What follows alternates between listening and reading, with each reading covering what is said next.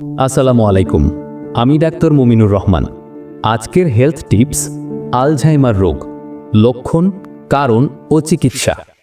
Alzheimer হলো একটি ধীরে ধীরে বাড়তে থাকা স্নায়বিক রোগ, যাতে মানুষের স্মৃতিশক্তি, চিন্তাভাবনা ও দৈনন্দিন কাজ করার ক্ষমতা ক্রমশ কমে যায়।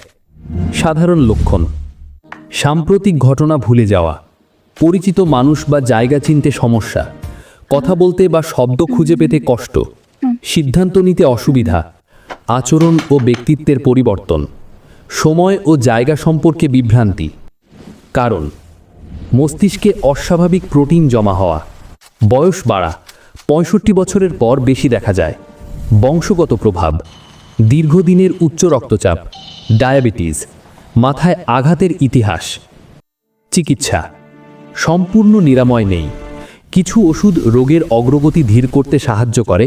স্মৃতি ও আচরণগত থেরাপি, পরিবার ও যত্নকারীদের সমর্থন অত্যন্ত গুরুত্বপূর্ণ কথা: আলঝাইমার স্বাভাবিক বার্ধক্য নয়। শুরুতেই শনাক্ত হলে রোগীর জীবনমান অনেক ভালো রাখা সম্ভব। আপনার পরিবারে কি কেউ স্মৃতিভ্রংশে ভুগছেন? কমেন্টে লিখুন। এটি সাধারণ স্বাস্থ্য শিক্ষামূলক তথ্য, ব্যক্তিগত চিকিৎসার বিকল্প নয়। প্রয়োজনে চিকিৎসকের পরামর্শ নিন।